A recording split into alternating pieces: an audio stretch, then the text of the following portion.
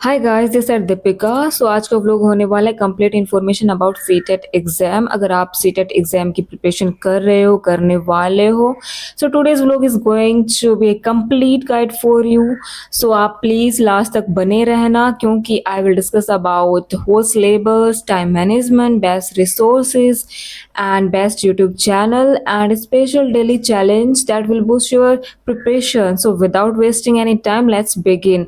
And last में मैं discuss करने वाली हूँ जो मैं सीटेट एग्जाम की प्रिपरेशन करूँगी और उसकी स्ट्रैटेजी एंड 21 डेज का स्टडी चैलेंज मैं लेके आने वाली हूँ कल से। एंड पर डे के अकॉर्डिंग मैं पूरा सीटेट एग्जाम का सिलेबस डिवाइड करने वाली हूँ। पर डे में क्या पढ़ूंगी, कहाँ से पढ़ूंगी, मेरे नोट्स वगैरह सब कुछ मैं आपको बताने वाली हूँ। सो ये आपके लिए सीरीज काफ़ी इंपॉर्टेंट रहने वाली है। जो सीटेट एग्जाम की प्रिपरेशन कर रहा है या उसका रिलेटिव कर रहा है, कोई भी कर रहा है, उसको शेयर कर देना मेरी वीडियो, क्योंकि उसके लिए भी काफ़ी बेनिफिट करेगी। एंड कल से जो मैं 21 डेज स्टडी चैलेंज की वीडियोस ला रही हूँ सीटेट एग्जाम की, एंड उस वीडियो के एंड में मैं 5 क्वेश्चन डेली पूछूंगी। उससे भी आपका कॉन्फिडेंस लेवल बढ़ेगा।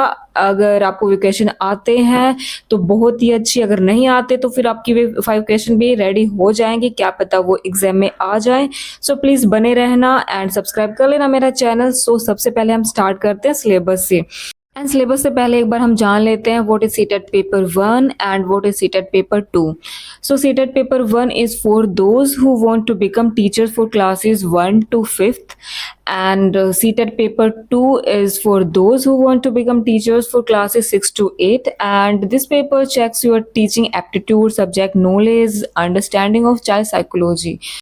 सो हम सीटेट पेपर 2 के सिलेबस की बात करते हैं। इसके अंदर CDP 30 मार्क्स की आती है, language 1 30 marks, language 2 30 marks, then optional subject आते हैं मैथमेटिक्स एंड साइंस और social studies and social science. ये 60 मार्क्स के आते हैं। ये दोनों ये सब्जेक्ट से चारों सब्जेक्ट मतलब ऑप्शनल होते हैं, आप कौन सा भी चूज़ कर सकते हैं। सो मेरा बेस्ट सजेशन यहाँ पे ये रहेगा, आप सबसे पहले तो अपना सिलेबस निकलवा लो, अपने आंखों के सामने रखो उसको, क्या क्या उसके अंदर सिलेबस हैं, क्या क्या सब टॉपिक्स हैं, सब कुछ मतलब ऑनलाइन से बेटर है आप उसको निकलवा लो। एंड जो जितना आपका कवर होता जाए उसको टिक करते रहना।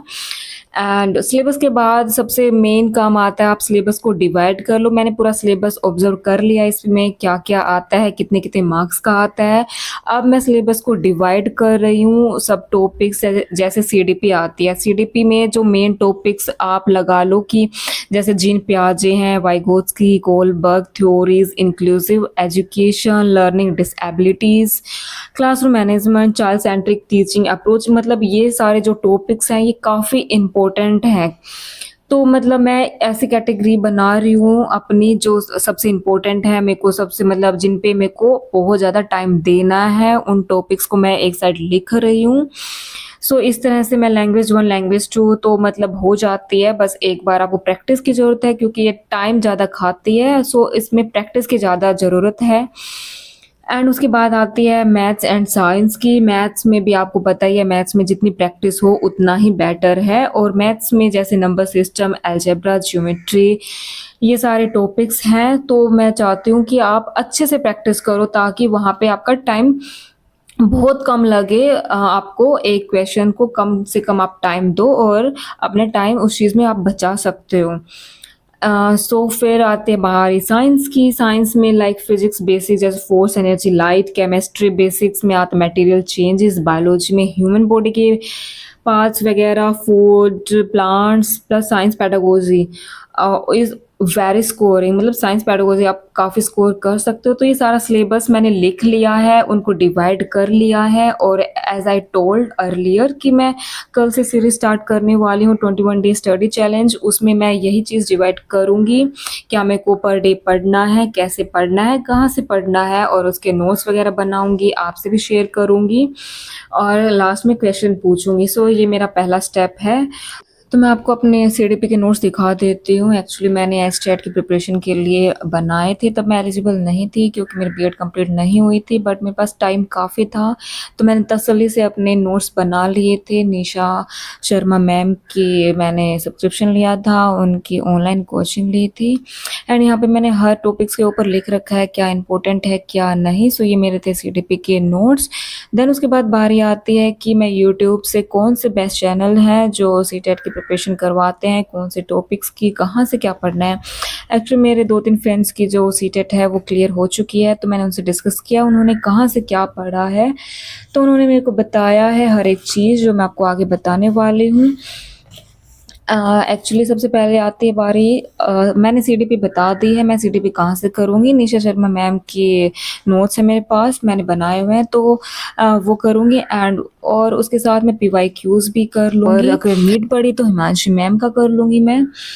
और उसके बाद बारी आती है मैथ्स की। मैथ मैं डियर सर से करने वाली हूँ, एंड या फिर बारी आती है साइंस की। साइंस मैं टीचर अड्डा 247 से करूँगी एंड प्यूपिल टीचर से करूँगी, 2 हैं।